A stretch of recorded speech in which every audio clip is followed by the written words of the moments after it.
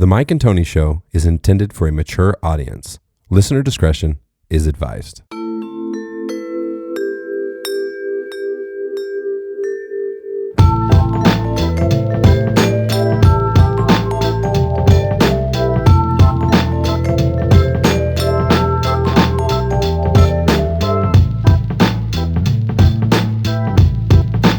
What's going on, everybody? This is Bruce Leroy, and you're listening to Mike and Tony, the only podcast where we shoot the shit and keep it real. Maybe when he recorded that, we were the only podcast that shot the shit and kept it real. Everybody and his brother's got a podcast. It was now. just his birthday recently, too. Yeah, that's why I dropped that in there today. Yeah, yesterday, I think, right? Yeah. Yeah, we haven't seen Bruce Leroy. Actually, we saw him at your birthday. He was on the podcast just a few weeks ago. Oh, that's right. Yeah, he's in the video that's got like almost 3 million views. Yeah. Yeah, which is so funny. He comes on once in a millennium. He's on that episode, and the editing was off. I told you. Yeah. And so it's like on him a lot of the time, just sitting there taking the face of Mike and Tony. Yes, sir. It is episode 268 today, and had to double think that one there for a second. It is Friday the 13th, Pierce. Yes, I don't know if we've done this a few times. A few times we've had Friday the 13th. Yeah. Themed podcast. Was it always on the 13th on Friday? Yeah, it was. Yeah. Wow, we're pretty good about that. Like we were talking pre-podcast, the Elisa Lam episode was on Friday the 13th. Oh, bro. We are going to talk about the Elisa Lam situation. It still lingers today. There's a lot of people out there wondering about it. If you don't know what that is, stay tuned because we're going to fucking get to that in a minute. Yeah. How was your week this week, Pierce? Did you have a good one? Yeah, good, easy week. My bosses are basically out, and so when they're out, I can kind of get like stuff that I want to get done. Yeah, there's a couple weeks of this now, right? Oh no, just a week. Oh, just and then next week and a half. So okay, yeah, it's always nice when your boss is out because you get to do the stuff that you want to do. Finally, specifically, bro. We were talking right? about this, yeah. And so I got to get a lot of the stuff caught up on the stuff that I needed to get done and work on and stuff like that too. So yeah, lovely. Yeah, it was and nice, and then just single parent it the whole week, so that's always fun. Yeah, Chick-fil-A all the time, you know what I mean? Yeah. Back in the day, everybody knew. Everybody always knows. Yeah, absolutely. How about you? Oh, it was a good week. We're like I said, we're past like the toughest stuff. It's funny that you say that though, because I really relate to that. We talked about this a little bit yesterday, but like teaching is exactly the same way, dude. Yeah, I feel like every job's like that, where they're like, "Here's your job. This is the shit you need to execute." Okay, but we're gonna need you for this meeting, and we're gonna need you for this thing. Hey, could you run me a report real quick? Hey, could you do this? Hey, could you do that? Yeah. And so when you do get that time where it's like, "This is your time," I was telling you in teaching, it's like those half days we do where it's teacher directed. Yeah. It's fucking great. Teachers who don't care, that's free time. Yeah. And for teachers who are over preparers like me, you finally get all that shit done. Yeah. That you've been trying to get done. So that's nice. A lot of the pressure's off. They got the big, as always, the big test is coming later in the year. Yeah. Everybody gets all, the longer I do this, the less I care. Yeah. Yeah. Just less of that. So pretty good week. I hadn't even realized it was Friday the 13th until halfway through the day, right before you told me. And you're like, hey, it's Friday the 13th. Maybe we should talk about some spooky shit tonight. Yeah, dude. Yeah. And we do have a history. If the listeners want to go, was it literally episode 13? Or did I make that part up? I think so, dude. I think it was. Actually If you go back and find episode 13, back when we were much younger and our voices sounded different, we did a Friday the 13th episode. And it was much creepier then, I think, because this was this was a fucking killing floor down here. Yeah, it was the killing basement. Dexter. It was Dexter down here. Yeah, completely, bro. And we always joke we hated having female guests because we had to like walk them down these stairs into this Dark pending doom.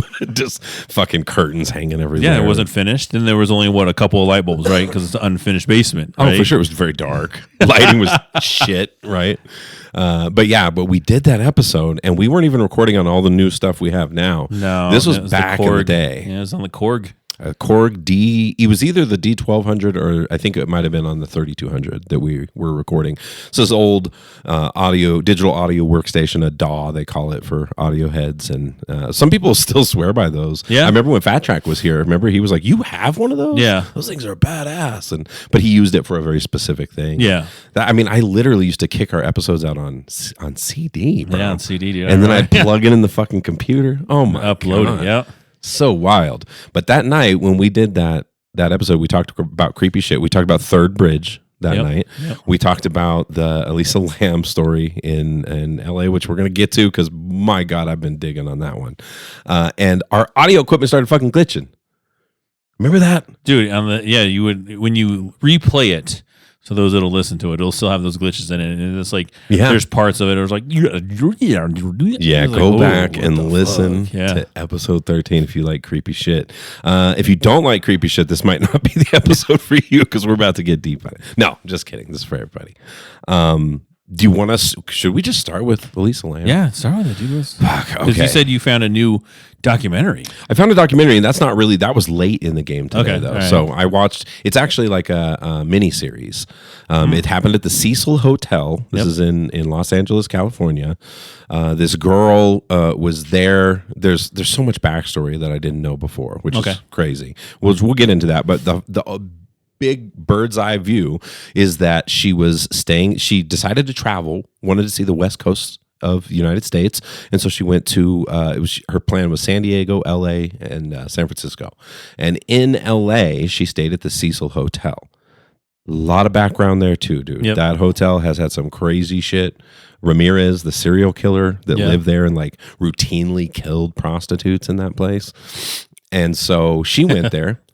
There's weird footage of her, like in the elevator. Doing the whole weird heen thing. Like well, it starts with her inside the elevator, and it's the elevator camera or whatever, and she literally presses every button. The door just stays open. Looking out, right? Yeah, she keeps looking out like somebody's out there. Yeah. And then she goes out of this shot for a second, and she comes back in, and she's doing these weird like hand motions. Yeah. Like walking bizarre, acting like a totally... Like if you saw it, you would be freaked. You'd be freaked the fuck out if you saw somebody acting like that. You'd be like, you wouldn't even try to help them. You'd be like, I need to get the fuck away from this person. Anyway, she disappears. Does not set the alarm off going onto the roof. Does not, right? Nope. They lose track of her. She goes missing. The story hits the news. It's like this girl's missing. She was traveling. Her parents were freaking out because she called every single day. All of a sudden she didn't call. And that search went on and on and on and on and on. And then they found her floating in the water. Wasn't there complaints of the water? And yes. We can backfill all this stuff. Yeah. This is just the bird's eye view. But yes, people were complaining about the water for 9 days. They said the water tasted off. It tasted gross. Bro, they're just tasting her, dude. Oh my God, dude. I can't believe anybody didn't get like a bacterial infection or something. Maybe they did. It's not the greatest area. That's a lot of the background I want to fill in tonight too. Yeah, but anyways, they found her. They found her floating in in a water tank, sealed.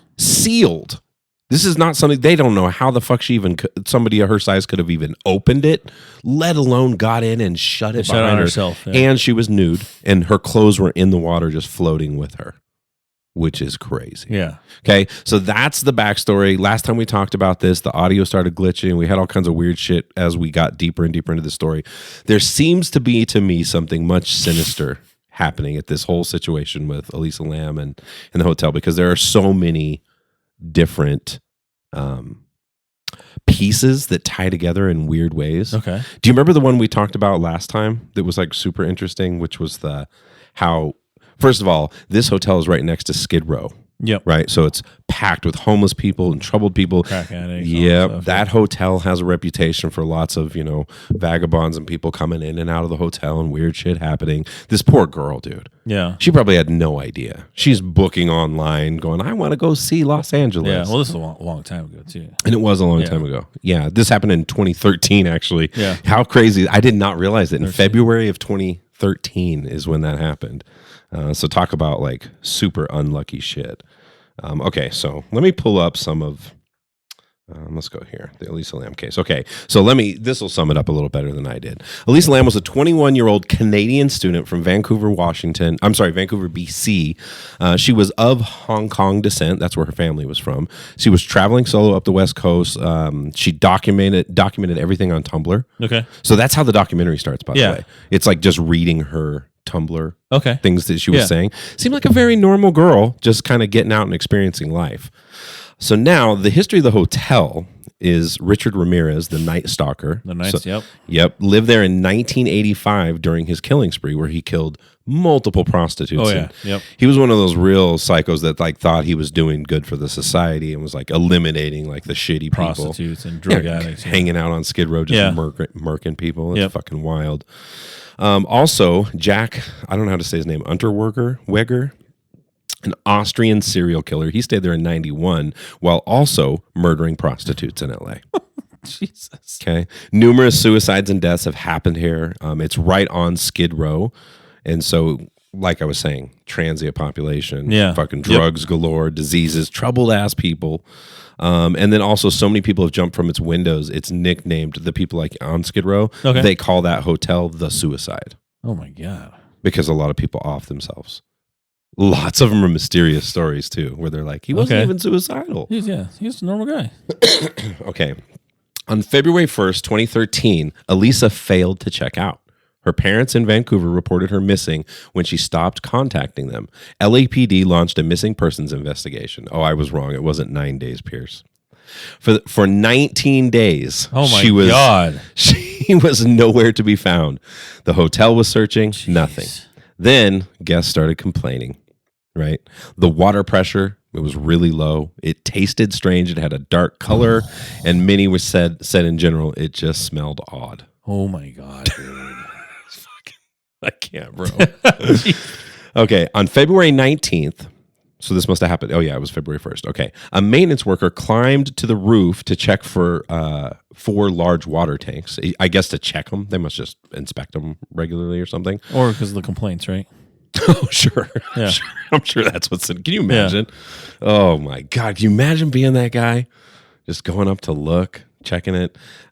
So he found Elisa's naked body inside one of them. She had been there for nearly 3 weeks. Jeez, dude. 3 weeks, people were drinking that fucking water. Okay. Then there's the elevator video. This is what really made it go big because it was already on the news, right? Yeah. Like people were just talking about this girl went missing. People were very concerned right away. Everyone kind of knew the history of the hotel. It was concerning. And as part of their investigation, the police department released elevator footage from the elevator that we were kind of referencing earlier. So they were hoping the public could identify anyone that might have been with her or just had any information. Instead, it became one of the fucking craziest viral videos ever, Yeah. right? Because here's exactly what it shows. Elisa enters the elevator and presses almost every button. She steps out into the hallway, peers around the corner cautiously, and then ducks back into the hotel, acting really crazy. She then steps out again and appears to be talking or gesturing to someone, but there's no one in the video. Then her hand movements get really weird. They start flowing. A lot of people describe it as like underwater movement because it was like slow motion, sort of the way she was. And people had questions about the footage. Was it slowed down? No, that was actually how she was moving. And then she eventually walks down the hallway and is never seen again.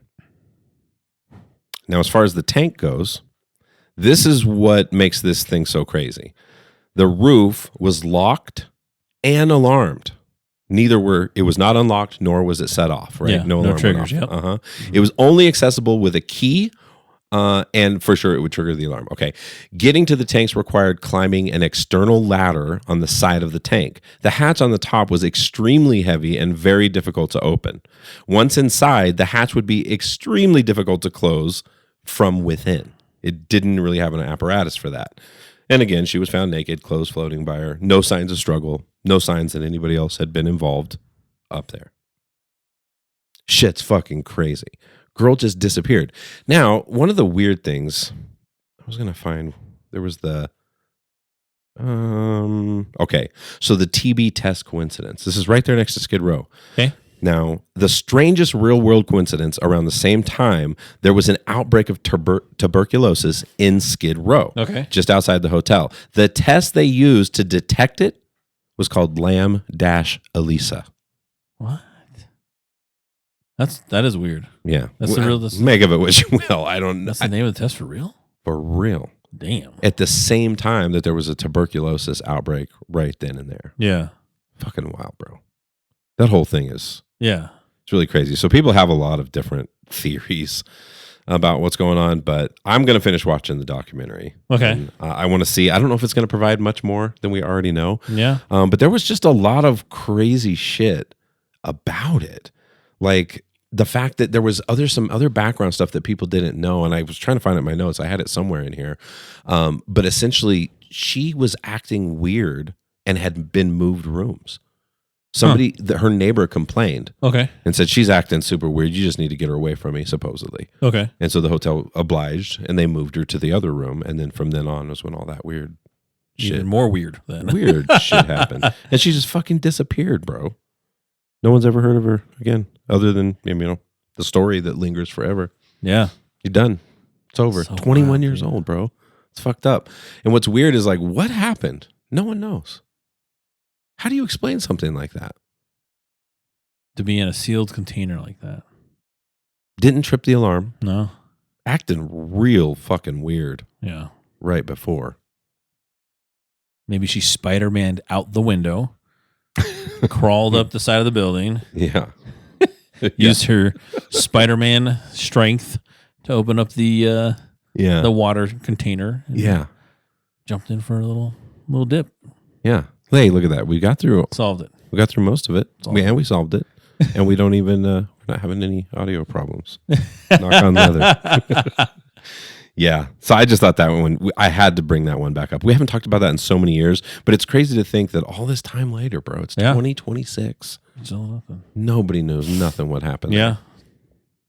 God dang, it's weird. Dude, so weird. Oh my gosh. Like no signs of struggle, no noises, no nothing like that. No. Just fucking. Okay. If here we go. Okay. Would you go investigate a strange noise, Dollar? What's the context? The context really matters. Here at the house, Yeah. a strange noise. Yeah, unfortunately, I wouldn't want to. But unfortunately, I kind of see that as part of my job here. Yeah, It's yeah, like, that's you true. know what I mean? Yep, Just the dude. the mystery noise. As soon as people are like, huh? As soon as my wife's like, what was that? There's times where I'm What? like, it sounds like nothing. The minute Myra says, what was that? That's your cue. You're like, I know what that means. Yeah. That means I gotta go look what it is. Yeah. Yeah, and there's been times weird stuff has happened, where wind is like blown doors down here, or something's happened where doors opened, or this morning the alarm went off at like 3 a.m. It said that the the internal garage door was open. Like, oh, that was definitely a high alert one. Yeah. Because you're going down, somebody might be down there. Grab that baseball bat and fucking head down. Woo! And no, the air, just something about the air pressure in the house, and they didn't lock the door or push it all the way closed last night, so it just kind of swung open. Oh, okay. What would have been real freaky is if I opened it and the garage door, the big door was open. Yeah. That's when you're like, oh shit, everyone out the house. Yeah.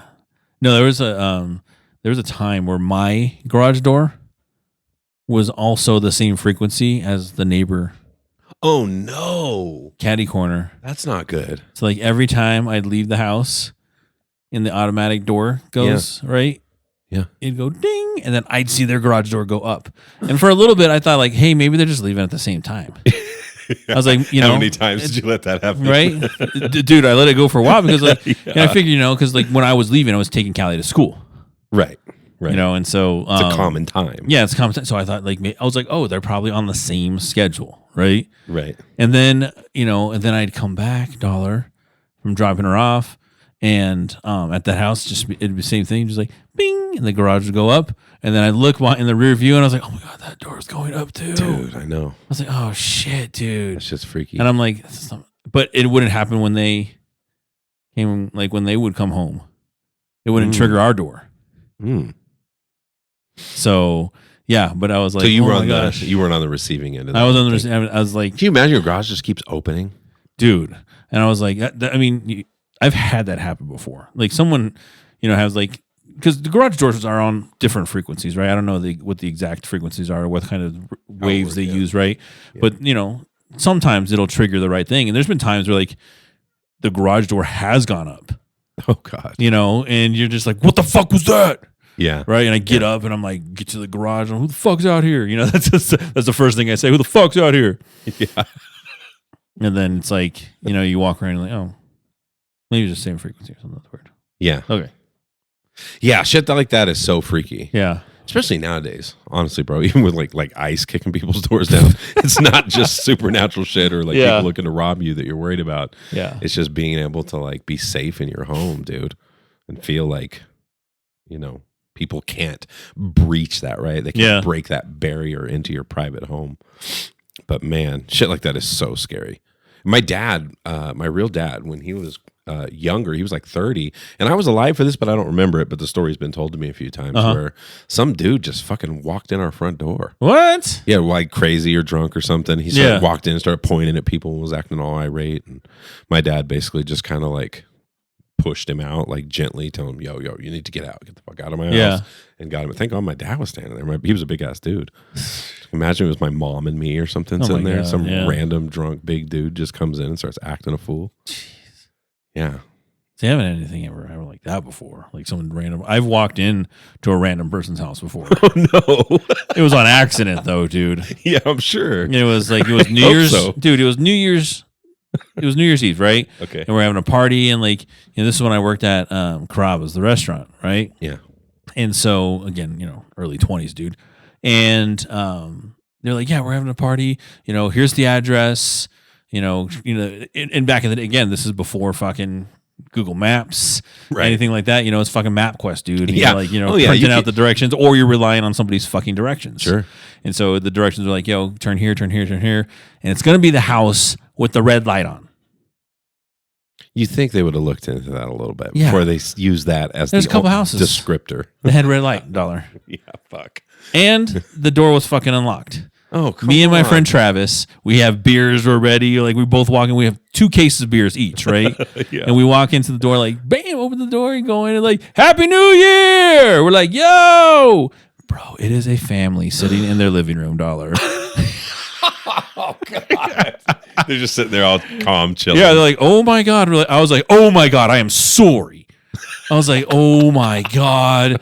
And the dad like looked at us and he was like, you're probably looking for the house that's a couple over. Oh my God, we're sorry. We're so sorry. And he was like, no, that's my fault. Should have locked the door. That's what he said too. I was like, yeah, bro, fucking lock. You definitely should have locked the door. Yeah, but it was, dude. Oh my God, $1 was hilarious. Just walking in, and then we walked into the other one. We had to do another Happy New Year. By the way, your neighbors are really cool. They didn't call the police on us or anything like that. So, yeah, I've done that before. That's funny, dude.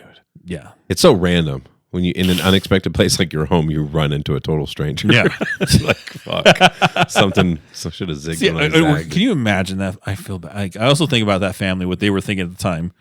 Like the door open. Well, I mean, I was like 20. I was like, oh, okay, super skinny and that. Sure. But can you imagine hearing that? Someone like, was that the front door? Yeah. And then you hear a couple of footsteps walking through. Yeah.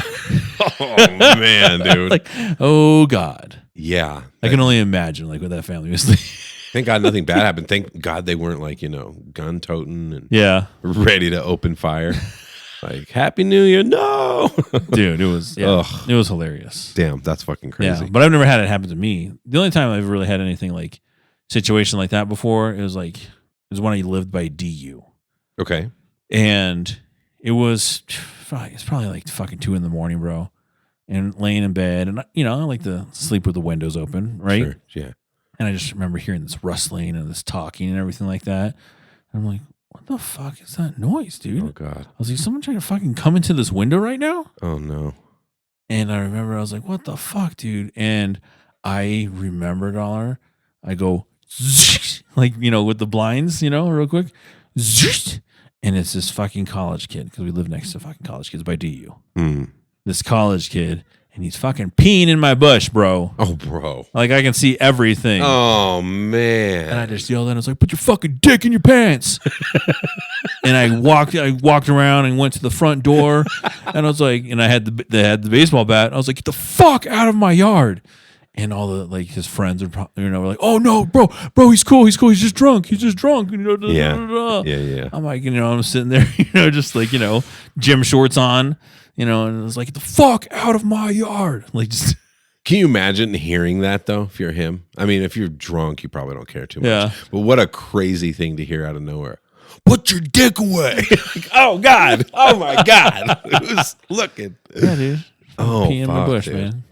Yeah, you got to be careful peeing in places as a grown ass man. Yeah, You can get yourself charges into- now. You could have if you were like a young lady, right? Yeah. And you opened up that blinds and saw everything, and dude's standing there. You're like indecent exposure immediately. Like Yep. this dude's flashing me through the window over here. Sexual predator now. Yep. Has to register for life. Yeah, you have to be careful. Never take a leak at a school. Oh my God, bro. That's the worst thing you could do. Yeah, dude. Even weed near a school is dangerous too. You have to be very careful about that shit. Yeah. Here, I want to kind of talk about something different just because I've been dying to talk about this. And Is this your bugs? Yeah, this is my bugs, dude. I really have been wanting to talk about these because there's so many that are just so fucking crazy. This is the top 10 largest bugs in the world. Okay. So in some of these you would definitely have heard of. Yep. Okay. Number 10.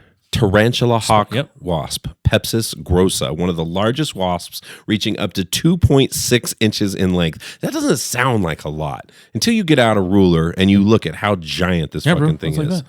They're so big, dude. And thick. Yeah. I mean, they literally hunt tarantulas and feed on their eggs, their larvae or whatever. Yep. Shit's fucking crazy. This one's disgusting to me. A Midas fly. You ever heard of this? A Midas fly. Okay. The world's largest fly.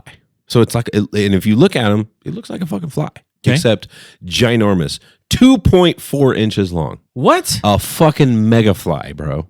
God damn, bro. Yeah, maybe I should bring up some pictures of some of these. I'll bring up a Midas fly. We'll look at it here in a second. You've definitely heard of this one. Number 8, the giant water bug. Yeah. You ever seen those? Yep. Reaches up to 4.7 inches in length, capable of preying on frogs and small fish. And in fact, that's the one I got deep on because it bites toes a lot. Ooh. Can you imagine? Well, because it's like a little fish or like a little tadpole or something. And people say it really hurts. Like it's sure, bro. super painful. And you look down and it's just this fucking gigantic bug. It's like, oh my God, bro. That's like, so for me, Dollar, yeah. I'm not a giant reservoir or lake swimmer. Okay. Because I feel like that's grosser water, bro. I just feel like because it's just sitting there. it's just sitting there and it's just like, I don't know, dude. It's just people peeing in it and stuff like that. You know what I mean? Like water skiing and all that stuff. And yeah, dude. Fucking peeing. I totally get it. Look at this is a Midas fly right here. Look at the fucking size of that thing. Look at this. Does it bite? No. Oh, okay. It doesn't. It's like I was thinking like it's a horsefly. Can you imagine that horsefly that size, bro? Oh my God. Yeah. Oh God. Jeez, dude. Fucking nightmarish. Okay, what's next? Number 7, the Atlas moth, wingspans. Yeah. Have you seen these things? Dude. I had to look them up. It's like a hand, right? Dude, 10 to 12 inch wingspans. Damn, dude. It's like a fucking bird. Yeah. It's like a giant ass bird. It's crazy to me. Okay. Queen Alexandra's birdwing, Orthoptera alexandriae. I love these fucking names they give them. Like it's supposed to. Why do we have to assign these kind of names? It's so funny to me. The world's largest butterfly with wingspans up to 11 inches, just under a foot. So funny that one's number 6 and the Atlas moth number 7. But still, just giant ass fucking wingspans. The giant stick insect, you've probably seen these. Yeah. Dude, those things can get up to almost 2 feet. Yeah, dude, that's stupid big. Fucking 2 feet. Just sitting look there. just like a stick. Yeah, dude, a twig just starts walking by. You're like, whoa. You're like tripping. You're like, what the fuck? Something super creepy about it. Chan's megastick. The longest insect overall with a body up to 14 inches, over 22 inches with legs fully extended. That's ridiculous, dude. Yeah, I kind of want to look that one up. I don't know if I looked that one. It's a megastick. I bet it looks very similar, right? It's Chan's, what do they call it? Chan's mega stick, you said? Mega stick. That reminds me of mega pint. That sounds stupid. Mega stick. Stupid. No, I mean it's just this is another variation of the same thing, basically. Yeah. It's the same. I mean, that is big though. Yeah. Same thing. It looks just like the stick one, right? The normal one. Okay. Number 3, the Titan beetle. The longest beetle reaching up to about 6.6 inches, just over a half a foot. Its mandibles can snap pencils in half. What? Yeah. Isn't that fucking crazy? How heavy is that thing? Oh, you know what's funny is I'd actually looked this up. I feel like a beetle would be heavy if it's that big. Yeah. Let me see. Like, it got some weight on it. Yeah. Like, you know what I mean? Okay. Like, So it can weigh between 35 and 40 grams, approximately 1.2 to 1.4 ounces. I mean, comparing it to an ounce of weed, that's a lot. Just thinking about. And it's like a scoop of protein. you know, they're basically like June bugs, right? Jesus. What they kind of look like. Bugs. Oh, I fucking hate June bugs too. Yeah, see here they are. Kind of reminds me of a cockroach. Too. Yeah, okay. I'm thinking like a big ass like black beetle, just like all tanked out, bro. Just like right. Because you said snapping fucking yeah. pencils. I'm like, damn, this guy's a beast. Yeah, that might be the next one here, which is What? the Goliath beetle. Oh my god. Of that too. Oh wait, I think that's Yeah, bro. That one actually looks even more like a June bug kind of to me. Let's see. Oops. There we go. Huh. That's a big What about those rhino beetles? Those are pretty big, dude. rhino beetles? Yeah, those ones that have like they're like I don't know. I see them on freaking online all the time on reels. I went like on a deep thing on mantis shrimp and like these fucking I see 'em, yeah. beetles. I wonder if there's big ones. They look crazy, but they don't look nearly as big. Oh yeah, see, I'm I don't know thinking if that's the right one here. Let's maybe a better picture. one, bro. Like they look like that though, right? Is that the rhino thing? No, dude, it has like looks like a triceratops Oh, really? kind of deal, dude. Oh, this one kind of looks like that, right? Does it? Do it again. I'll zoom in a little closer there. See, kind of. It's got like the two horns and then one. Okay. Pulling up a picture there. No, it's fucking Jesus. I don't know how to spell beetle, you guys.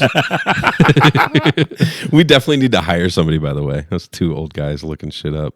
Rhinoceros beetle. That's what it's called. Look at rhinoceros beetle. Oh, what did I do? Oh, I did rhino beetle. Oh, no, that's it. That was it. That's it. Yeah, but they're like... I mean, this one looks crazy. No, Hercules beetle. Sorry. Look up Hercules Okay, beetle. Hercules beetle? Yeah. All right. Those are the ones I see, like, people handling. Like, yeah, look at this thing on this guy's fucking hand, dude. Oh, yeah. Look at that. It's got like a fucking beak on it, dude. Yeah, look at this thing. Is that the one you've seen? Yeah, look at that thing. Holy And shit. people breed those, bro. What does it do with that I don't know. proboscis It's shit just sticking out of fucking- its face? Looks like it could stab. I mean, good Lord. That's what I'm saying. That thing looks like it It's has like some weight to it. Like, Yeah. Speaking of weight, the giant weta, what? the world's heaviest insect, Okay. weighing 2.5 ounces and roughly the size of a human hand, about 4 inches long. They look like kind of like grasshopper type of things. I'll pull up a picture of one of those too. A giant weta. These are just things I don't want to run into, bro. Look at this motherfucker eating a carrot, bro. Look at that thing sitting in that. Okay, yeah, I know. I've seen those. That is before, an yeah. adult human hand that thing is sitting in. And that looks like probably an abnormally large carrot. It's fucking crazy. Those things are so creepy. I think about this all the time. The reason I'm obsessed with the giant insects is I imagine living in a world where that thing doesn't fit in your hand. You fit in its. Right? What about earthworms, Dollar? They're really big. They get really big. Yeah, like giant earthworms? Yeah. How big do they get? Like that big? Like a fucking snake, bro? What the fuck is that? Yeah. That's a regular ass earthworm? Yeah. Or is it a different species Yeah, or it's a something? different. I don't know. A mega fucking worm. Yeah, dude, it's stupid though. That's crazy. He's like, it does look like a snake. It's like he's holding a boa constrictor or some shit. That is wild. Yeah. Yeah. Okay, what else? That was What else it. you That got? was number one, buddy. I've been thinking about these things because I think about bugs a lot. Because I always think about it. Especially like last episode, we were sort of talking about how like there's now scientists are starting to discuss like maybe consciousness is just part of the universe. And what they wonder is, are we even looking at things at the right scale? Because, Yeah. you know, we walk around at our height or whatever, but you can get so small and you can get so big, right? And you think, what if you're reborn differently in a different universe or different something. Yeah. And you're the tiniest motherfucker there. Yeah. Right? You were unlucky enough to be reincarnated during early primate history when dinosaurs were still walking around, and you were like that little fucking hairy mammal that was all of our ancestors or something like that. Can you imagine living in a world like that?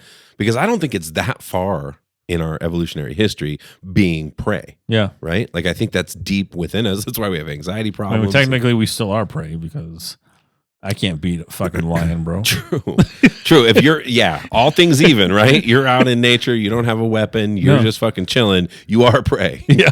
I'm not beating a lion. I'm not beating an alligator. No. Unfortunately, I've seen some of those crazy videos, dude. You've seen people like get attacked by cats and they just like drag them off. They make us look so fucking. Oh, yeah.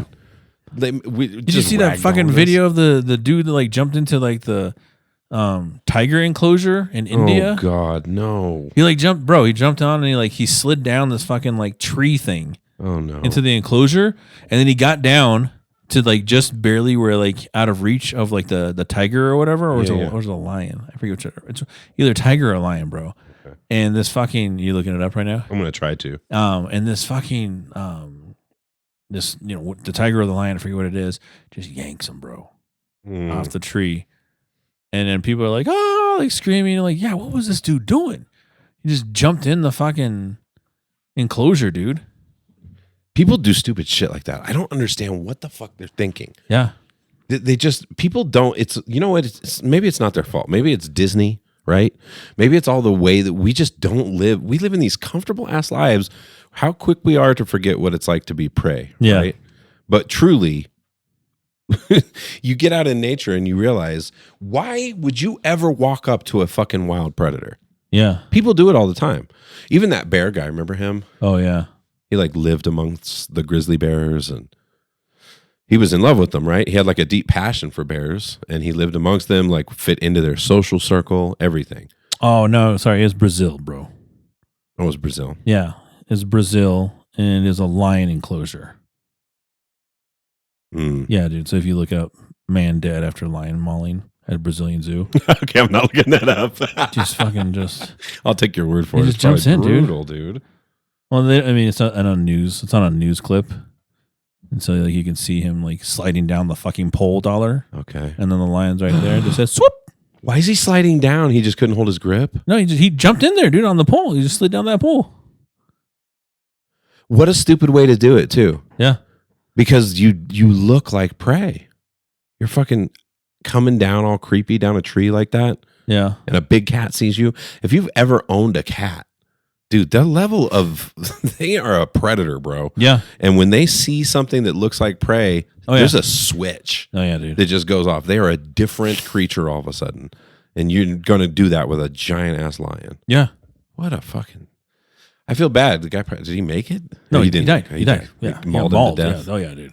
Oh my God. Yeah. No, it's wild. Like there's still that comedian that I need to find out what his name was when he was talking about exotic pets, right? How people are now trying to like scale down all these like giant ass things, like or make them bigger, right? And he's saying like they got these new exotic pets that are like a cross between like a serval and a cheetah or some kind of shit. And he's like, it's like now it's just like a giant cat. He goes, you got a cat that's the size of a dog. Oh my God. And he goes, and if you ever know, he's like, if you've ever pet a cat, he's like, and you're petting a cat. He's like, there's a point in time where the cat's like, I'm done being pet. Yep. And he goes, and it goes to bite you. He goes, now just imagine that thing the fucking size of a dog head. I know, dude. Dude, dogs are scary to me. Cats are scary. Like, then you start talking about crazy big animals, people who keep. Or even small animals, bro. Fucking spider monkeys be fucking people up. Oh, yeah. Yes. And giving them diseases. Remember, it was that Brazilian lady, right? That like lost her career or whatever, Miss Universe, something like that. I don't know. Oh, no. Don't quote me on that one. Everyone gets fucking pissed off when we misname some shit. Yeah, let them. But no, so it was like some Brazilian lady that had a fucking spider monkey or some shit. And it mauled her fucking leg, bro. And so now she can, not a model no more. Because it messed up her leg? Yeah, bro. Like, damn. Yeah. Yeah, wild animals. That's the thing. People underestimate. We just overestimate ourselves. Yeah. In all kinds of ways. And when it comes to nature, we're just not fit. Dude, I love, we've talked before how we both have enjoyed that show, Naked and Afraid, right? Yeah. I've always liked it because it just humbles people and you see what it's like to actually be out in nature. But I found it, for me, it's a new one. You're going to laugh when you probably watched this for years, but Alive. Is it called Alive? I think that's what it's called. But it's very similar, except it's like survival fucking experts. Okay. Like these are like the cream of the crop. They take 2 years per season to select the people that are going to go. Okay. And they take them to crazy spots. They take them to like up in the Arctic Circle, fucking drop them in these places. And they get like Alive? Or Alone. Is it Alone? It's Alone. I think it's called Alone. Yeah. And this is a really old show, which I thought it was a new show. Yeah. I saw like the newest season and was like, this is dope. How long has this been out? And I think the point is you just have to survive the longest. Yeah. So you're further apart from everybody. You know there's people out there, yes, but you don't know how long they're surviving for. So you just have to be the lone survivor. Yeah, you're all kind of in the same general area, but not really close enough to overlap. Yeah. Like you have your own territory or whatever. Yep. No, but that show really teaches you because you're like, these are the best. They take 2 years to pick these people. Yep. These are ex-military people. These are people who know how to fucking survive. Yeah. Right? And the shit that they do is crazy. That's why I like it so much more than Naked and Afraid. Naked and Afraid, they're fucked from day one. They don't know what they're doing. Thank God a lot of them start overweight because you like lose all your weight in like 4 days. Like fucking everybody taps out within a week. Like it's just that show cracked me up. I mean, I remember they had like Celebrity once too, where they did like Naked and Afraid. Oh no. And then like the one that always cracks me up the fucking most was this like retail like store manager guy, and he was like, that's the problem, right? It was the first day dollar, hours into hours. Yeah. Dollar. I'm not saying a days. Yeah. He was hours into this, right? And he's like, I'm so thirsty. I just need some water. I need some water. He drank his piss within hours, dollar, of being fucking released, dude. You are 23 minutes in, sir. I'm so thirsty. Oh my God. That guy's just been waiting to drink his piss. He just needed an excuse, dude. Finally, I got on the show. Dude. Yeah. People accept it. And they just got a little trigger happy. Fucking went too quick. How long we been here? Days? No, like hours, bro. Yeah, hours. Well, I'm thirsty. I'm fucking going to die of dehydration immediately. Drinking your own piss. You know, shit cracks me up too, though, is that we're all fucking like, again, like, football, right? We're all armchair quarterbats when it comes to those shows, no right? doubt. When we come watching those shows, we're like sitting there watching the thing, and we're like, oh, the fucking made a house already, man. That's me. That's me. I'm always on there like, yeah, bro, I would have had a shelter made already. Like, this guy sucks. I saw this fucking video on Instagram where this guy made a whole house out of mud and twigs. Yeah. Like, why are these people not doing that shit? Dude, and I just know from tons and tons of camping, dude, once you're just out there, imagine that truck of mine is not there. Those groceries I bought are not there. Yeah. Fucking no tent, no nothing. Then on that show, you're stripped of all your clothes, fucking dropping you down to nothing, just standing there, bro. My God. So my thing is that I always said with that show, like I was like, yeah, I could probably do that. But there's a huge but in there. Yeah. I don't like fucking bugs. I don't want to be bit like fucking crazy, dude. Those episodes. There's so many episodes where the person like come covered in fucking bites, and they're just like flies all over them, just like fucking eating them alive. Genitals. And you're just, dude. Oh my God. Dude, there was a fucking dude that got stung on his dick on one of the episodes. By what? Like a wasp or something like that, dude. My God. Fuck that, dude. Like, can you imagine just getting fucking stung on your dick, dude? Oh, no. bro. That's what I mean, though. That's the difference between that show and Alone. Alone, those motherfuckers are badass, dude. Yeah. And it's still, there's people that tapped out. I think the quickest one was like day 4 or something like that. Uh-huh. But these people are building fucking log cabins. This one guy, one guy I was watching literally fucking got oh man, the hunter's gonna be pissed, bro. What was it? Elk? I think it was an elk. Yeah. Or caribou, maybe. Caribou. I think it was a caribou, actually. Okay. This is in the Arctic Circle. Yeah, probably, caribou, yeah. Literally successfully fucking for days he was trying to track it. And then with a bow and arrow killed it and had meat for days. And then what you don't think about is you're like, oh, he's fucking gonna win, right? He's got a whole deer with no motherfucking refrigerator. Yeah. With nowhere to put it and grizzly bears everywhere. Yeah, you got to, like, I think there was one of those I saw too that the guy who he had caught something and he like successfully like jerkied everything out basically. Yeah, I think we might have seen the same one. He made everything in the jerky, and He then created this, like, he built this thing, like, covered it with shrubbery and shit. Yep. And then he also, I think it was probably the same guy. He had like the fat that he rendered down, and he had it in this like fucking can, and he like had it high up in the air, but like some squirrels or some shit got into it one day. Yeah. He had hid it behind rocks, and then opened it, and it was all fucked up, and squirrels or something got in there and ate it. But that's what I mean is like, it's easy to be an armchair on any of these shows. But when you're standing out there in the middle of fucking nowhere, especially in a place like that, there's grizzly bears everywhere. You might have mountain lions and shit going on, freezing motherfucking temperatures. The one that last season that I watched, not even halfway, a third into their stay, it's Arctic Circle, bro. Yeah, dude. It's damn near dark all day. Yeah. You're just living in the dark in the Arctic Circle with nothing, bro. Cold as fuck. Dude, and one guy I saw, he was like a master fisherman. Day one, lost his fishing line. Oh, day one, like, he was backtracking 1,000 times. There was another dude who was like, he was one of the ones they thought would win it. He's like so skilled, just stepped wrong, fucking walking, and had a spear, I think, that he had made. Had a spear, fucking drove it up into his leg right here. So immediately he's out. Oh my God. You got to call immediately for that. Yeah. You can't fucking shake that off. Yeah. But some of the things they try to shake off is pretty crazy. But what I thought is really interesting about that show alone is that the people, they're so skilled at doing the survival. Yeah. But what gets people is the mental. Yeah. Like when you're isolated like that with nothing but your own thoughts and yourself for days and days and days and days in the remote woods with no human contact, shit starts surfacing, bro. They start having issues about their childhood, and like people are just crying, like, I didn't think I'd be this sad. Yeah. You're just like, fuck. Well, they probably do that shit on purpose too, right?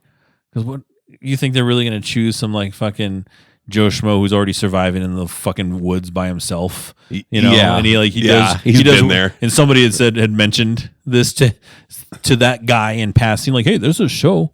You can win lots of money. Like, yeah, sorry, you don't qualify. Kind of like the American Idol, how they like the people getting in are like the terrible singers sometimes. They like push them through so that they can have some ratings. Have some clips, have some funny clips. Yeah. No, but it's humbling. When you see how people survive out there, you realize, oh, yeah, dude. Fuck, dude. That is insanely well, I think hard. Naked and Afraid also does like the ones where like they have like the like XL or something, I think. Naked and Afraid XL. Yeah. Where they're like in Africa and they actually have to like hunt and stuff, and like there's like hunters and all this stuff, and like, oh, so that's more like Alone. Yeah, almost like Alone. And like there was this guy from Colorado, I believe, and he was like a fucking bow and arrow master. And he was like catching shit, dude. And it was like, I'm talking like he made like he had a whole fucking outfit, dollar.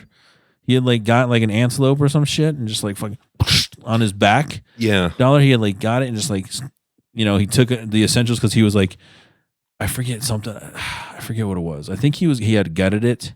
If I'm not mistaken, again, could be wrong. He gutted it. And because he didn't want like the entrails and stuff like that to be at his camp. Yeah, of course. So he just wanted the essential meat, and also to make it lighter on him to pull and everything like that. Yeah. And so he took like the essentials and like skinned it and had like the fucking. Oh my God, dude. Yeah, he had fucking everything, dude. I was like, yeah, dude. I know. It's crazy. It's cool that they have those skills and everything, but you just realize we're all fucked. Because when you watch people of that skill, that most of them can't make it 3 months. Almost all of them get eliminated before. And all it takes is one stupid mistake. Yeah. Right? I can't tell you what I've seen more than anything that drives me crazy as somebody who loves to fish. Fucking, they're fishing for their life, dude. They're not just fishing like I go fishing. And it's like, I got a fucking hot dog or whatever with me. They are fishing to eat. Nothing. With bait. Nothing. Oh, yeah.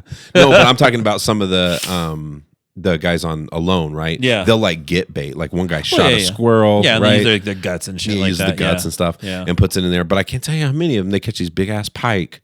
And there's like, oh, they're crying. Oh my God, I have fucking food. Standing with 1 foot in the water still with a giant fucking pike. Oh, sploosh. And it's gone.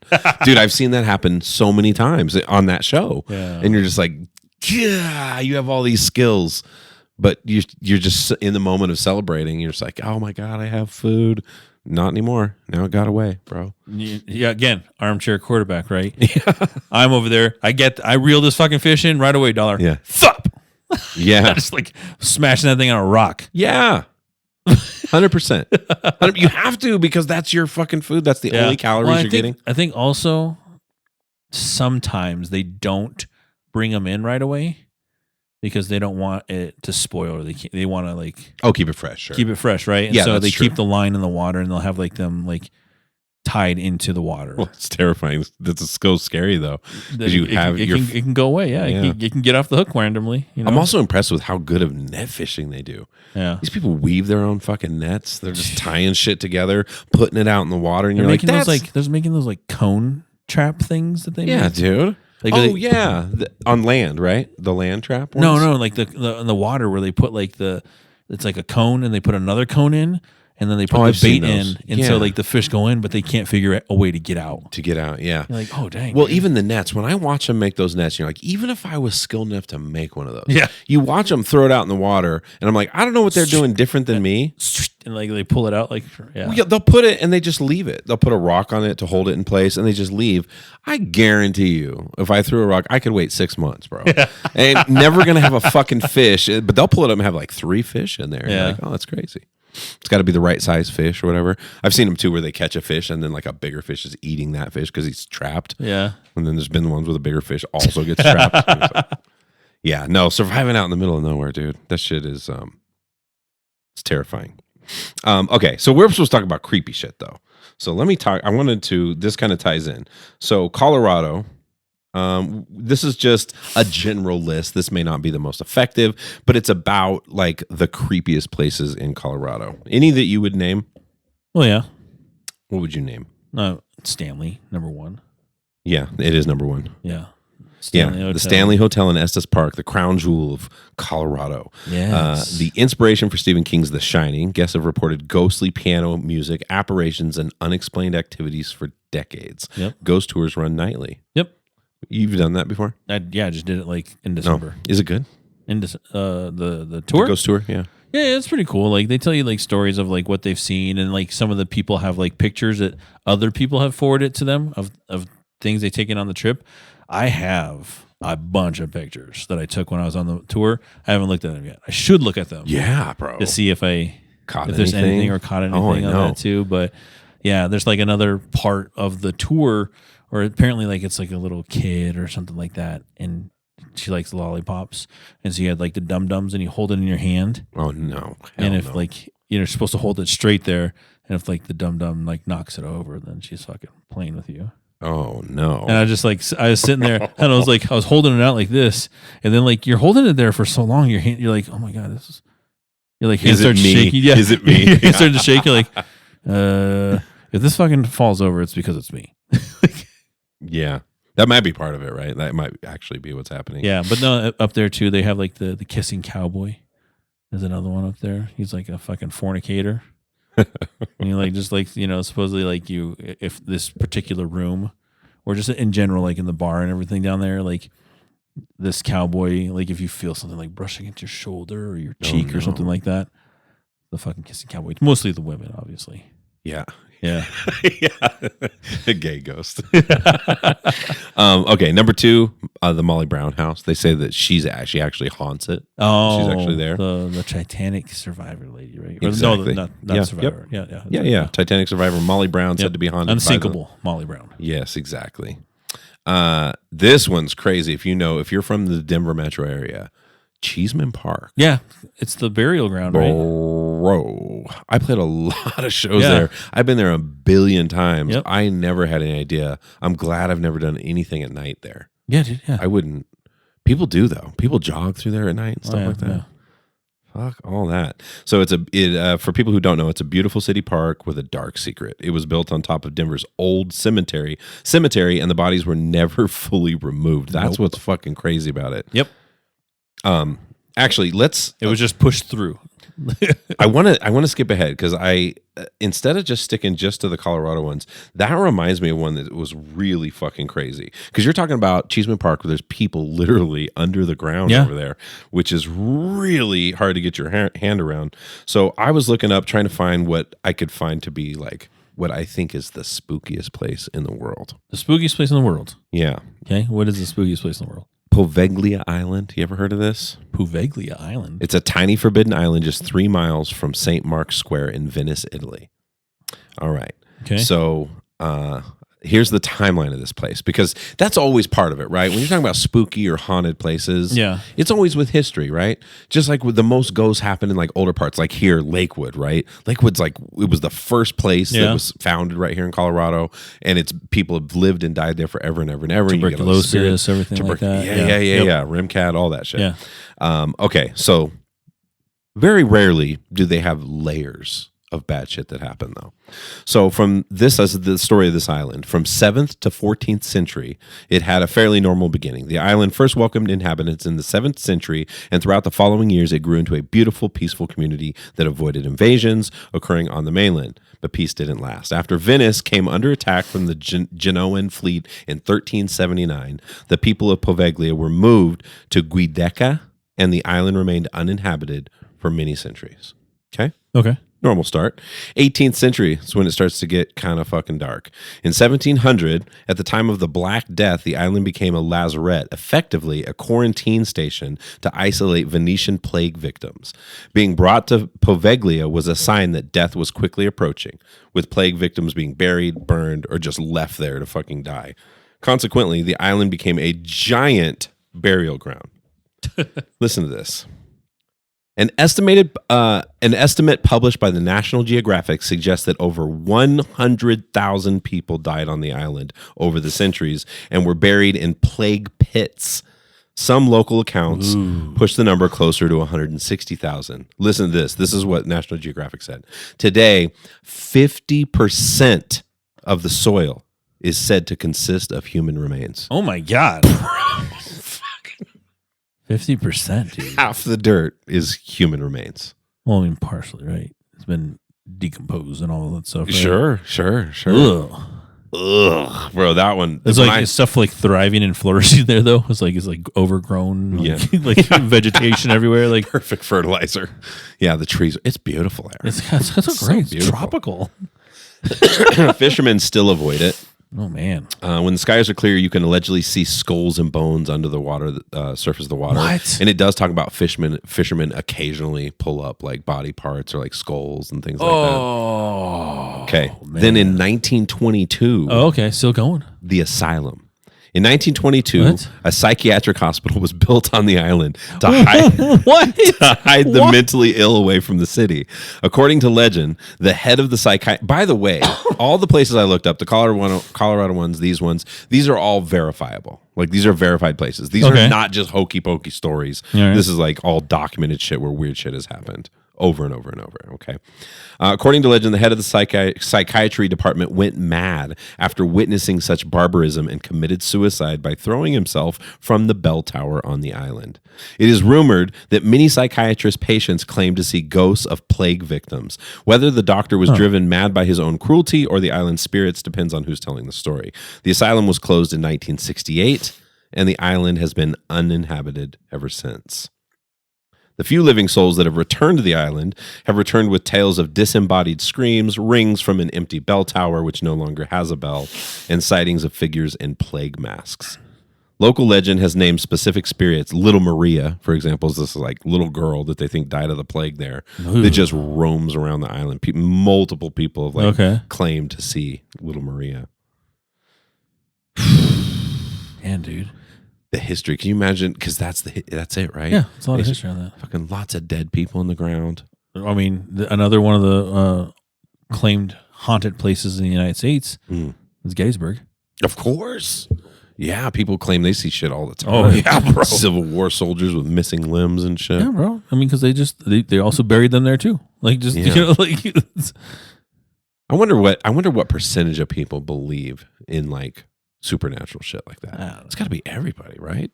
To an extent. I mean, not everybody. I'm sure there's people that, you know, they talk about that, right? And they're like, there's no way they saw Civil War people. And like, okay. I mean, I guess not. Science hasn't caught up. So I always feel like sometimes people are just tethered to science. Because science is very valuable, right? Oh, yeah. It just doesn't answer everything. It takes time, and many times it answers shit that we thought was unanswered for a very long time. Said, oh, science can't explain it, so it doesn't exist. And then eventually technology advances, science advances. It does explain it, and now we understand it a little better. But shit like that, it's got to be real. I mean, all these people on that island seeing shit, all the crazy history, the fact that literally 50% of the soil is human remains. That's wild, dude. And you think, oh, that'd be a creepy place to go, but imagine staying the night there. Imagine trying to stay on that island overnight. How much would it take? Ooh, Poveglia Island. Let's do this. How much would it take to stay there? There's no fucking amount of money, bro. None? $1 million? No, because I think about like the Elisa Lam one, right? It feels like she was like pulled into that hotel and tricked into it. Yeah. It was like getting caught in a maze or a trap or something. And so stuff like that, I feel like you $1 million? See, there you go. $1 million. No. 500,000. No.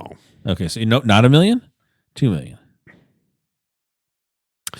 The thing is the gamble, because you're like, am I going to be okay after? First of all, will I survive? Second of all, if I do survive, will I be fucked up the rest of my life? I'm seeing little girls walking around in plague masks. Yeah. Well, it's like the thing we said, right? The 1,000 grapes. Yeah. And one of them is poisoned. Oh, yeah. How many do you keep? How many times do you reach in and take a handful?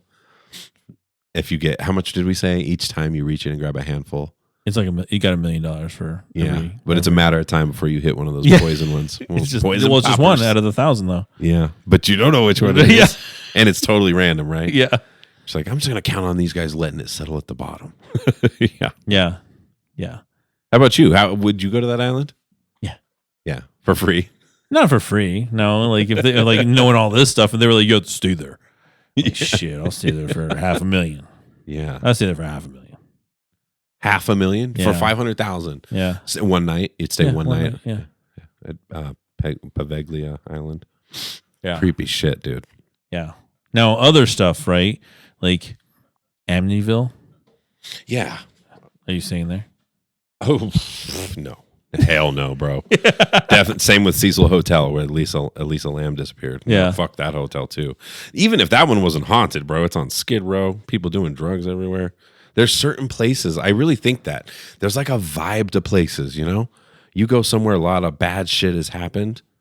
You're walking into a fucking trap. What about that Skinwalker Ranch? Oh, hell no. Oh, I do have that on my list. I want to talk about some of that stuff. So Skinwalker Ranch, definitely not. That shit's fucking creepy. So that's the one where like the cows were deboned, right? Yes. Okay. There's a name for those things. It's called UAPs, and I was weirded out because the acronym doesn't match what it is, but it's like animal. What do you call it? Animal like tearing them apart or whatever. What am I trying to say? Mutilating. Mutilations, thank you. Animal mutilations. And now these things are things that happen all over. It's Skinwalker Ranch is one. There's been many places where people have talked about this stuff, and it's just really weird shit. So the way I first stumbled onto this, getting a little bit deeper with it, was I was looking up the creepy places in Colorado and creepy phenomenon, like creepy things that have happened. And again, I limit my searches to like validated shit, stuff that people can verify, that you can look up, and people may have their speculations about what it really is, but at the end of the day, there's a set of facts that everybody agrees on. Yeah. So the San Luis Valley UAP animal mutilation phenomenon, have you heard of this at all? This is here in Colorado, okay? The San Luis Valley in southern Colorado has been the site of hundreds of documented, verified animal mutilations since the 1960s, and it remains completely unexplained. The most famous verified case was in September of 1967. A horse named Snippy, they called it Snippy, but the horse was actually named Lady, owned by Nellie Lewis, was found dead near Alamosa. What investigators documented was deeply strange. The flesh was stripped cleanly from her neck and skull with surgical precision. No jagged tears, no tool marks consistent with known predators. The cuts showed no evidence of extreme heat, no cauterized edges, nothing like that. There was no blood anywhere, not on the ground, not on the body. There was a strong medicinal odor that surrounded the carcass. 15 exhaust rings were found pressed into the ground nearby. What's that? Exhaust rings? Let's look that up. I don't know what that is either, actually. Okay, keep on going then. The Forest Service, local law enforcement, and pathologists all examined the animal and could not explain the findings. Why it's credible. Sheriff Ben Phillips and other law enforcement filed official reports. A pathologist confirmed the abnormal nature of the cuts. It was covered by mainstream press and taken seriously by the authorities. The bigger pattern, the FBI actually opened a formal investigation in the 1970s after literally hundreds of similar cases across Colorado and neighboring states, all showing the same characteristics: bloodless, surgically precise, with missing organs and the smell of medicine. The investigation was inconclusive. To this day, no conventional explanation, predators, cultists, natural decomposition, fully accounts for the consistent surgical precision and total absence of blood. Were you able to find exhaust rings? How do you spell it? Exhaust, like Yeah. I'm sorry, EXHAUST rings. Rings. Yeah, like rings like you wear on your finger. Oh, okay. Same word. But that got me going down that whole path of realizing, like, Metal trim pieces used in automotive racing? huh? No. Yeah, I don't know. Okay. We could look at it, get a little deeper on it, and like see how it tied actually into that. That one's crazy because that's a whole thing, right? So what is happening with those? Because this is so documented in so many different states, including Skinwalker Ranch, which you brought up, right? How the fuck do they never explain it? It just goes to show how much. Okay, so that's what it means. Oh, okay. You found exhaust rings. So exhaust rings in the context of animal mutilation is where witnesses reported seeing orange, red, or glowing circle lights in the sky near where the mutilations happened. Oh. Exhaust rings pressed into the ground. Huh. Yeah. Well, that's what I know. Maybe I don't know. Yeah, UAPs are a real thing, dude. We just don't fucking understand them. Like, what is happening to these cattle? Yeah. And on that Skinwalker Ranch, they have that show. That show's irritating as fuck. That show drove me crazy, dude. Oh, it's the worst. I was so into Skinwalker Ranch before that. Yeah, because they drew it out. It cracked me up because I remember what they went into, like this, like they were scanning things, right? They were looking for like electromagnetic fields, right? Yeah. Did you probably saw the same one? Yeah. Where they went to this fucking cave. Yeah. And they're like with the cameras, and all of a sudden they're like, oh my gosh, the cameras are glitching. They're not filming anything down here. It's not recording anything down here. No. And I'm sitting there, and I remember watching it.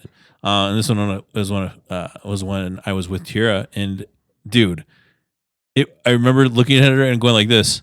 Then how's that camera working? That's the ones I know. This. I know. I don't understand. That reminds me of the cheap imitation shows where people go into the wild alone. Like, who's holding the fucking camera? Wait a minute. It's following you around. Like, it's way too detailed on like what it's looking at. Okay, so here's another one. Okay. Now this one, I don't know if this was actually a UAP. Okay, so this is one of the most unsettling, verified, paranormal, fucking spooky ass cases that happen. Okay. You may have heard of this. I'm probably saying the name wrong, but I've definitely heard of it before. The Dyatlov Pass, it's Dyatlov, for anybody who wants to look it up, Pass Incident of 1959 in the Soviet Union. So what happened? 9 experienced Soviet hikers trekked into the Ural Mountains in January of 1959. They never returned. When rescuers found their camp weeks later, the evidence was deeply disturbing. Their tent had been slashed open from the inside, and they fled into negative 30 Celsius temperatures without shoes or proper clothing. Some bodies were found in their underwear miles from camp. 3 had severe internal injuries, crushed ribs, a fractured skull with no external wounds as if subjected to immense pressure. 1 woman was missing her tongue and eyes. Yeah. Several bodies showed unusual orange skin discoloration and prematurely gray hair. So these people were fucked up. People were missing eyes and tongues. People were in their underwear miles away in negative 30 Celsius. Yeah. Radiation was detected on some of their clothing. Okay. Huh. The reason it's considered verified is because the Soviet government opened an official investigation. The physical evidence was documented by authorities, and the case files were partially declassified. The deaths and the bizarre physical evidence are not in dispute. Here's the official explanation given by Russia in 2019. It was an avalanche. It caused a panic. But many forensic experts and investigators find this deeply unsatisfying since there was no avalanche debris, and the group were seasoned mountaineers unlikely to flee without shoes over a manageable snow event. The true cause has never been conclusively proven. Theories range from infrasound-induced panic. Yeah, that was the thing, is people thought there was like some crazy loud noise that happened that night too. That shit's fucking bizarre. The reason I stick to these, because there are creepier stories out there. There are really creepy stories, but these are the ones that, like, there's no bullshit in it. Like, we all know it. It's documented. It was officially investigated, reported on. The details were released. Everybody knows, and nobody knows what the fuck happened. And then the Russian government's like, oh, it was an avalanche. Theories of what happened have included Yetis, the KGB, and the CIA. Oh, my God. Yeah, the slab avalanche theory in 2019. Yeah, because people want to know, like, what happened. Yeah, it's listed that way as avalanche. That's so funny. But they tested it in 2021. Okay. They used a mathematical model to determine if a slab avalanche was possible given to the location of the tent and the weather conditions at the time. They concluded that it indeed was possible.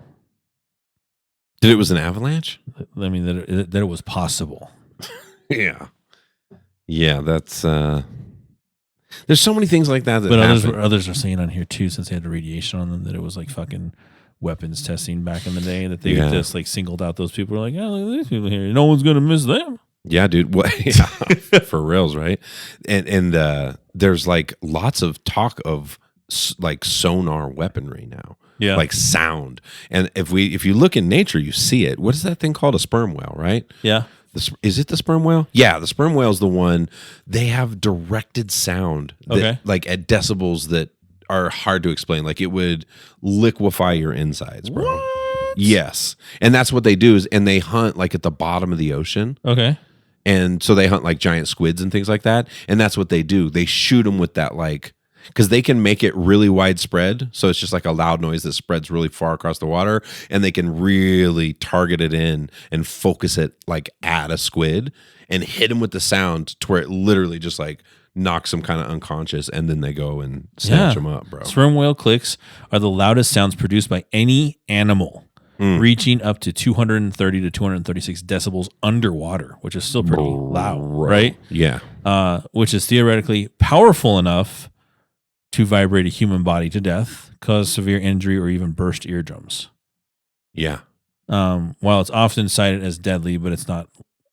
This is not really a danger to us, dude.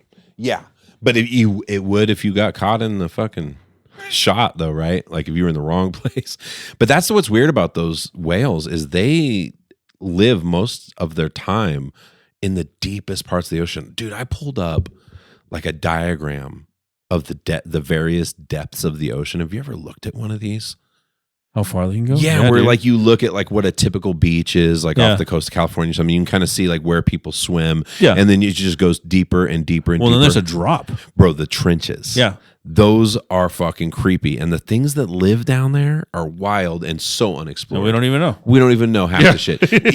As soon as, because there's like, they call them different levels. Like there's the top, which is full of sunlight and stuff, right? Yeah. And then it gets into what they call the twilight, which is like this area where it starts getting a lot more dim, even in the bright of day. And then it gets darker and darker and darker and darker. And the pressure gets fucking ridiculous. Like those sperm whales, the amount of weight of water that they can take is out of control. We don't have any submarines that can go that deep. We can't go that deep. Like only about, it's a big gap, but up to 20% of the world's oceans has been explored and mapped in detail. Up to 20%. Up to 20%. The thing is anywhere 5 to 20% has been done, but only 80% remains unmapped and unobserved. Oh, unmapped. Wow, that's crazy. There's even unmapped places because with radar and stuff, you can really map shit from very far away. Yeah. Right? And there's places we haven't even done that. Who fucking knows what's down there, dude? It's perfect talk for a fucking Friday the 13th. I got one last list that I really want to talk about. Okay. Not creepy, but freaky, bro. Okay. This is the top 20 craziest foods in the world. Okay.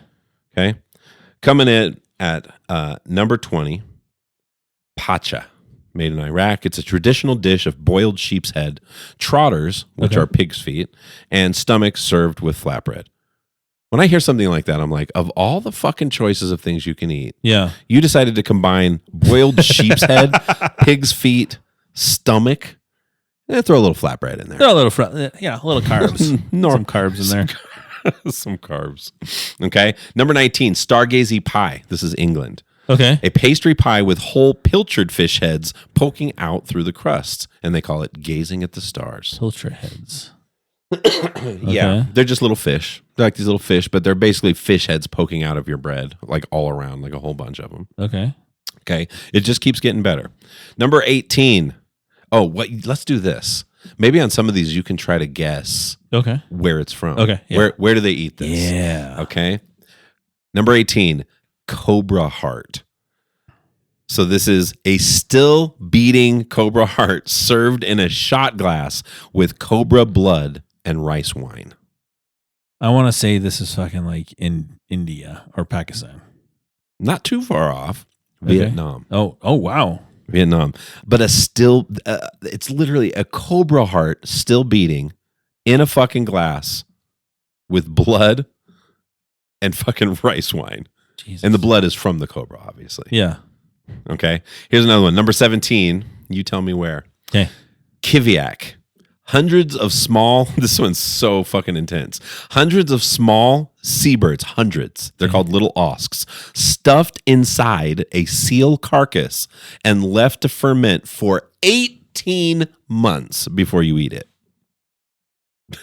Who's fucking doing that, Pierce? Say it again. Okay, so it's called kiviak. Okay. And it's hundreds of small seabirds stuffed inside a seal carcass and then left to ferment for almost 2 years before they eat it. Where are those puffins? Where do the puffins come from? Is that Scotland? Pufferfish or whatever? Puffins. Oh, I don't know. Actually, like the ones that look like little. That's Scotland?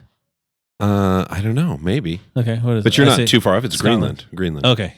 Okay. Yeah, that's might be actually where no, or Iceland. I think. I don't know. Whatever. One of those. Yeah, that area of the world. They're on here a couple times. That part of the world. Okay. All right. I was going to say. Okay. Mopane worms. Now this doesn't sound crazy.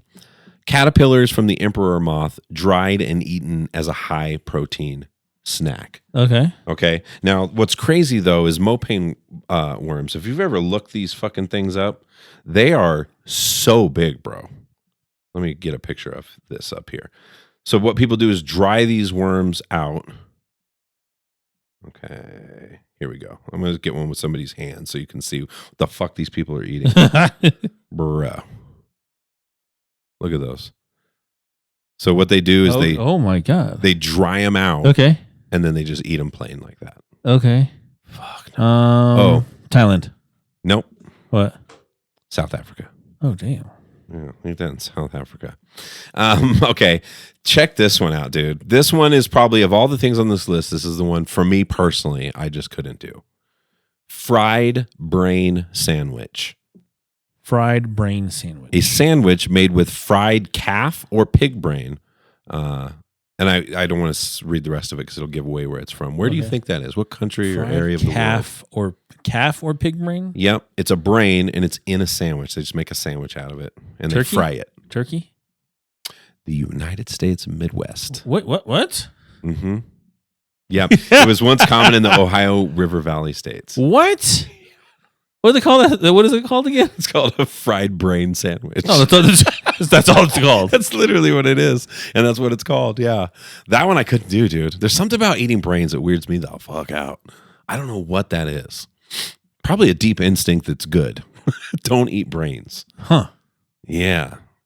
Interesting. Yeah. You can look up pictures. It looks like a fairly normal sandwich until you realize like that piece in the middle is literally brain. And it's just like a slice of it, huh? Like a slice of exactly. Like it just looks like a fucking sponge that's fried. Yeah, up or something like that. Yeah, not bad. That's a pretty good description actually. When I was looking it up. Okay. Tuna eyeballs, number 14. Eyeballs, Japan. Good call, dude. Boiled or steamed and eaten with soy sauce. That would have given it away. The eyeball is surprisingly mild in flavor. Okay, this one I think most of us know. Number 13, durian. It's that fruit. Yep. Yeah, it's supposed to taste absolutely Thailand? delicious. No. Probably, maybe. It says Southeast Asia. Yeah, it's gross. Yeah. Okay, so Costco, and I know this is nothing in comparison to the actual durian, but they had a durian snack dollar. Oh God. And so we decided we wanted to try that. It really smelled like shit. And bro, it looked fire, right? It looked like a fucking Twinkie, Yeah. like a flat Twinkie, like it looked like a pastry, right? Uh-huh. Like it looked buttery. It looked like, you're like, oh my God, like this looks good, dude. I was like, I bet you let's try it. So we bought a whole pack. Oh no! Why a Costco, whole pack? right? It's at Costco, Of course. So I bought a whole pack. I was like, this can't be that bad, right? I was like, they're selling it here in the United States. Yeah, I'll take 600 of You know, those. at our Parker Costco. Of course, I'm gonna try this, dude. Yeah. And so, dollar, oh my God. Like you open up the pack and again, it looks nice. It's a clear package. It just looks nice and buttery and it's like a yellow, like I said, looks like a Twinkie consistency color. Okay. You're like, oh my God, this looks good, dude. You're like, opened it up and you're just like, oh, Fuck. dude, it stinks. You're like, it's So no. And then I was like, okay, I gotta take a bite of this. And so I took off a chunk of it. I was like, okay, I'm gonna take a bite. Nobody else wanted to try it, right? Callie was like, nope. One Callie smell. smelled it. Yeah, she's like, I'm not doing it. And so I was like, all right, okay. I took about $2. Yeah, tastes like horrible. fucking rotted. It tastes rotten. Whoa. Now I wonder if you would have had a different experience because what people say about the fruit is it smells awful, but if you can get past that and get in your mouth, Supposed to and eat taste it, sweet. It's supposed to taste really good. It's like really yummy. I don't know. You don't buy it. No, I don't buy it, dude. Yeah. Well, I mean, you bought the snack though. Yeah, dude, the fucking snack was trash. Fucking terrible, dude. Terrible. Okay. What about this one? The name might give it away. Escamoles. Okay. It's an ant larva harvested from agave plant roots, often called insect caviar. Mexico. Yep. Okay. This one you know for sure. Rocky Mountain oysters. Yeah. I went deep on the Rocky Mountain. They're pretty tasty. Yeah, deep fried bull testicles for anybody who doesn't know. And it is considered a delicacy. It's a lot of, Western festivals and shit like that. I always pictured this. When people talked about them, bro, I pictured like you get this plate with like two balls. Big ass on balls. It. Yeah, two big balls just sitting there. No, bro, they slice it up and they fucking deep fry it. Also, like fucking. Have you eaten it, by the way? Yes. Is it good? Yes. Yeah, people say it's I'm actually not gonna really lie. good. Yeah, I've fucking eaten balls before. So Yeah. That's right here live on the podcast. Breaking news. Mike Pierce is eating No, balls. dude. Yeah. So it's like there's a restaurant out in Fleming, and we'd go out there every time we went to go visit the grandparents in Haxton. And there's a restaurant that's known for it. And then at the Buckhorn Exchange, like I think it's Colorado's like first liquor license, whatever restaurant here in Denver. Yeah. They have fucking Rocky Mountain oysters there too. And dude, I think they're good. They're Of all the things on this list, Yeah. that's the one I would try. yeah. Because I saw pictures. Pull up picture. It looked like fried shrimp or something. Like it just looked good. It's like calamari. Yeah. It's like Yeah. that's how I compare. Not as fishy. But see, that's what I don't understand is like it's very weird to me the idea they're not of fishy at all. eating a sexual organ, like eating testicles. That's kind of weird, but it doesn't hit me the same way brain does. Like eating a brain of a fucking animal is just bizarre to me. He said fucking sexual organ. It reminded me of fucking the Dave Chappelle skit where he's doing the Fear Factor. Do you remember that? And he's like, and it's like, and for your final test, Tyrone, and Joe Rogan, he's like, you have to eat a full on something like bull penis. Yeah. And he's like, and like the girl's up first, right? Because it's him and Tyrone, and the girl are last. And she like picks it up, and he's like, "Hurry up, girl! It's mine's turns." And she does it. She like puts it in her mouth. She's like, I can't do it. I quit. And then Joe Rogan goes to Tyrone. He's like, all right, Tyrone, you just have to eat one bite of it and yada yada yada yada yada. And he's just like, he starts eating it, and everyone's like, oh my God. And it's like he's like, in my line of work, this isn't the first penis that I've had in my mouth. He's a crack addict, dude. Oh my God. I'll just show you when we're done with the podcast. Yeah, I'll check it out. I don't know how I missed that. Yeah. It's kind of funny. Okay, we're up to number 10. Okay. Kosh. A dish made, again, these combinations, bro. A dish made by boiling cow or sheep feet and head overnight, and it's traditionally eaten right at dawn. Kosh. And this one doesn't give a country; it's just kind of a region of the world. Region. Is it like the? It's not Middle Eastern. Is it Middle Eastern? Middle Eastern. All right. Okay, this one I had to look up because it didn't sound so bad, and until I looked it up. Okay. Surströmming, fermented Baltic herring, so pungent it's banned in some apartment buildings and airlines. Bro, so I got deep trying to figure out. It's like this chopped up fish, right? Do you know where it's at? Where it's from? Yes, it's like one of the northern Europe regions. Yeah, Sweden. Lots of videos of this. There's lots of people who do it like online and like Instagram reels and TikToks and all that kind of stuff, right? Okay. That order it and like they open it and just instantly go "Blah!" and like throw up because it's that pungent, right? And so I will show you a video where it's Terry Bradshaw, William Shatner, George Foreman, Harry Winkler, you know, the Fonz. Yep. And they open this up because they're gonna try it, right? Okay. Dude, the cameraman who's like far away is throwing up when they opened it. And fucking like Terry Bradshaw was like, oh my God. He like is running away. He's like, that's so foul. Like he's running away and everything like that. And William Shatner is just like this. He's just shh. And just like is just eating it, right? Just fucking badass God, William Shatner, dude. right? Yeah. Eating it. George Foreman eating it too. Just like just sitting there eating this and fucking Harry Winkler and fucking Terry Bradshaw are like, nah, dude. And fucking William Shatner's like chasing Terry Bradshaw around with this. He's like, stop it. And then meantime, they like cut to like the cameraman just like,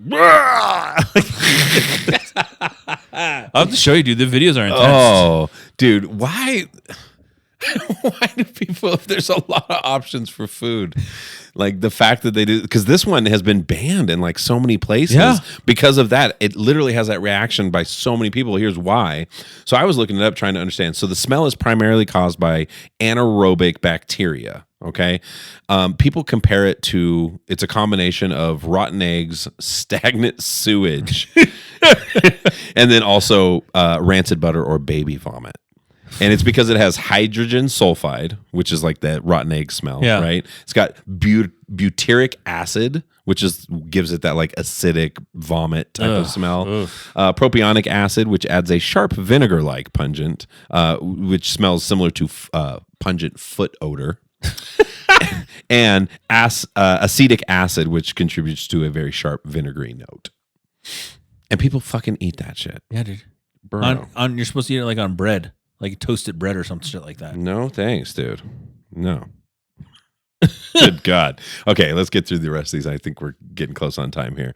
Okay, number 7, fugu, pufferfish. You know where that's from, Japan. Yep. Okay, number 6, fried tarantulas. Fried tarantulas. Oh my gosh, I have seen this before. Yeah, it's a popular street snack in this place. Is it Korea? No, it's actually Cambodia. Okay. Cambodia, okay.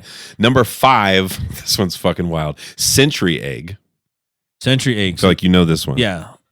Is it the Philippines? China. Okay. Oh yeah, it's just like they age it with like soy sauce or soy or miso or something like that. And preserved clay. Yeah. Yep. Okay. And so they put it in clay and ash for weeks or months until dark and gelatinous. And then they don't they soak it or no? I don't know. Oh, maybe. Probably. All maybe right. in different places. Okay. You know, it depends on the region you're in. Witchetty grub, a large wood-eating larvae eaten raw or lightly cooked. It's fucking here. That's got to be here, bro. Nah, not too far off. Australia. Okay. It's an Australia thing. Kasu marzu, a sheep's milk cheese intentionally infested with live maggots. What? Yeah, people eat maggots. What? Yep. Kasu marzu. Kasu Marzu. Is that like from South America, some like Peruvian place? No, close though. It's similar. It's Italian actually. Oh. Sardinia. Oh, Sardinia. Okay. Italy. Is that where they came up with sardines? That would make sense. Okay, number 2. This one's Balut. Got it. Balut from the Philippines. We know that all well. You can see for the listeners or the viewers, there's a Philippine flag there behind Pierce over there. Yeah, that's that. I was reading this list to my wife and to my daughters, and they were like, "What? That shouldn't even be on the list. Why is that so high on the list?" Da da da da da. And I said, "You have to imagine people who aren't from the Philippines or are familiar with it. When you describe this to someone who's never heard of it, and you're like, would you like to eat a fertilized duck egg with a nearly developed embryo, boiled and then eaten whole?" That's just how you eat it. And people, they eat it. When you're drinking. Yeah, bro. And it has the fucking feathers and shit. Bro. So fucking nasty. I will never. They asked me if I'd try it if I go out there. I said, no. I would have to try it. I would have to try $1. Yeah. If I drank, It's the motherland. I would get drunk first. I'd get drunk first. Not you don't even not drink. So drunk. You don't even I know. drink. That's what I'm saying. That's why I couldn't do it because it's supposedly it's really good. It's like salty. with a beer or something like that. Yeah. I'd have a couple beers first to kind of calm my nerves, loosen up. Not too much because you don't want to throw up, and then eat it. Okay, very last one. Hockery. Fermented Greenlandic shark buried underground for months, famous for its intense ammonia smell. Where the fuck do they eat that? Greenland. Iceland. Yeah, it's one or the other. Fuck, damn, dude. Yeah, so another podcast in the bag there, Pierce. It's a Friday the 13th special. Nasty ass foods, giant ass insects, and creepy Spooky fucking places. Yeah. Yes, sir. Damn, dude. Yeah. Yeah. And as a reminder to anybody, if you're ever caught in a situation where you're being murdered or stalked, never split up. That's just a general note. That's horror movie 101. Never split up, you guys. You numbers. Power in numbers, just like on Alone. Yeah. You need fucking people around you, bro, if you want to survive. So that's advice from the Mike and Tony Show on this Friday the 13th to you, viewers, and you listeners. And with that, $1, it is a wrap. Cheers. What up, Tony here. Thank you so much for supporting us. If you've been listening to this podcast, we really appreciate you. If you really want to show your support, go and give us a rating wherever you listen. If you're on Apple, if you're on Spotify, whatever the thing is. Thanks.